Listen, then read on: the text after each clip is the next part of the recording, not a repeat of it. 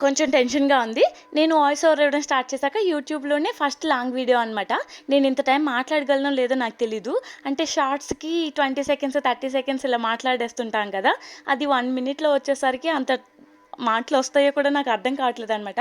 అది కూడా Srikakulam special తెలగపిండి వడియాలతో start చేస్తున్నాను. ఇదేం లేదు, నల్ల నువ్వులుంటాయి కదా! దాని పైన లేయర్ క్లీన్ చేస్తుంటాం కదా! ఆ పొట్టుతో తయారు చేసింది.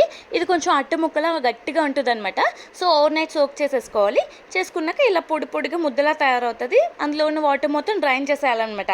సో, మంచి క్లాత్ తీసేసుకొని అందులో ఇలా వడకట్టుకోవాలి. ఒక చెట్టు కన్నా కట్టేయొచ్చు. వాటర్ అంతా కిందకి పడిపోతూ ఉంటుంది కదా! లేకపోతే బరువైనది ఏదైనా ఒక వస్తువు దాని మీద పెట్టేస్తే వాటర్ ఏం లేకుండా బయటకు వచ్చేస్తుంటుంది. అదొక గట్టి ముద్దలా తయారవుతుంది. ఇంకా దానిలో మనకు కావాల్సినవన్నీ వేసేసుకోవాలన్నమాట. జీలకర్ర, ధనియాలు కొంచెం రోస్ట్ చేసుకోవాలి. తర్వాత గార్లిక్, చిల్లీస్ కూడా ఇవన్నీ పేస్ట్ చేసుకొని ఒక్కొక్కటిగా యాడ్ చేసేయడమే. జీలకర్ర, ధనియాలు ముందు రోస్ట్ చేసాం కదా, అది పౌడర్గా కొట్టి వేసేయాలి. అండ్ అత్తయ్య అయితే ఇక్కడ రాక్ సాల్ట్ యూజ్ చేశారు. అత్తయ్యకి అది అలవాటు కదా, సో అదే వేసేసారు. అండ్ దీనిలో వచ్చి మెయిన్ ఇంగ్రీడియంట్ ఏమో లెమన్. ఆ లెమన్ మొత్తం స్క్వీజ్ చేసి లెమన్ జ్యూస్ మొత్తం యాడ్ చేశారనమాట. ఇందులో మెయిన్ అదే. ఎంత ఎక్కువగా యాడ్ చేసుకుంటే అంత పుల్లగా భలే ఉంటుంది. కొంచెం కారంగా, పుల్లగా, ఉప్పుగా చాలా టేస్టీగా అనిపిస్తుంది అనమాట. అండ్ మీకు తెలుసా దీనిలో చాలా హెల్త్ బెనిఫిట్స్ ఉన్నాయి.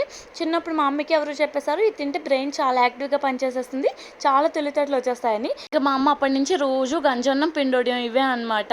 తెలివితేటలు వచ్చాయో లేదో తెలియదు కానీ పిండొడియాల మీద ఇష్టం అయితే పెరిగిపోయింది. ఇంకా అత్తయ్య అయితే ఈరోజు చాలా బాగా చేశారు.